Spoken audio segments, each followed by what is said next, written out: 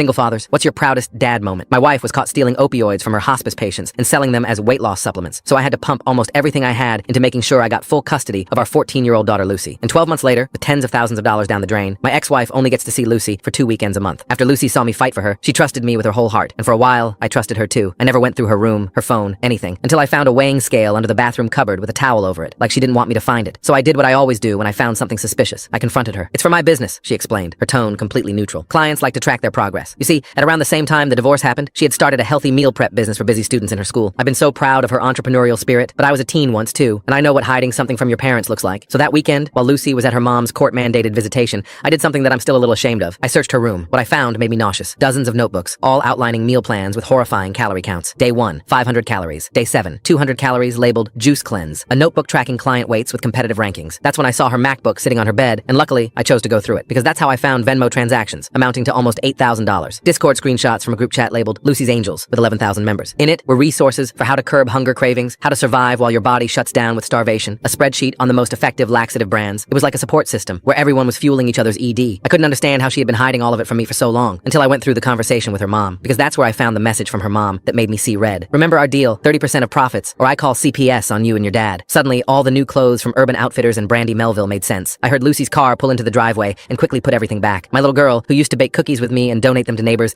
was now running an ED empire. Girls were being hospitalized. What if someone died? What if Lucy got arrested? When Lucy walked in, I was sitting at the kitchen table with her meal plan spread out in front of me. Her face went completely white. "Dad, I can explain." "Sweetheart, we need to talk," I interrupted, keeping my voice gentle despite my horror. "Help me understand how this started." She broke down sobbing. "I never wanted to do it, but Mom said if I didn't make her money, she'd tell the court you touch me. She's taught me everything. How to find vulnerable girls, how to make them compete their weights with each other, how to word things so it's not technically illegal." Her words hit me like a punch. "Since the divorce, I've been working so hard that I forgot to be there for my Lucy, and now I was paying the price." Lucy continued. "She has screenshots of the Discord with your computer's IP address all over it. Who's going to believe you didn't know?" she asked, voice shaking. That night, I called my lawyer immediately, and I recognized 3 of the girls' names. They were in Lucy's school, so I called their parents to see if they knew what was going on. One had heart arrhythmias, another with kidney issues, a third had attempted sewer slide because she was so fat she didn't want to be alive anymore. And I guess the whole thing made my head spin, because suddenly I found myself calling my ex-wife to see if I could reason with her one last time. I expected her to apologize, or at least be somewhat ashamed, but instead, she cackled like a witch. "Oh, did she tell you about our little business? Careful, Kevin. I have recordings of you drinking during Zoom calls. One edit and you'll look drunk at school events." Instead of involving the police, who would probably ruin Lucy's future, I fought to get her into intensive therapy. I cut my work hours to be home every day after school. My ex-wife Claire escalated her threats, showing up outside our house, filing false complaints with the school, telling family members I was enabling Lucy's entrepreneurial delusions. The first few weeks were brutal. Lucy barely spoke to me, crushed under guilt about the girls she'd hurt. The second month, she started opening up in therapy about her mom's manipulation. By the third month, she asked if we could cook healthy meals together, real ones, with normal calories. I was in the middle of making her a mass gainer recovery smoothie when we heard a knock on the door. It was CPS. Full story on channel, link below.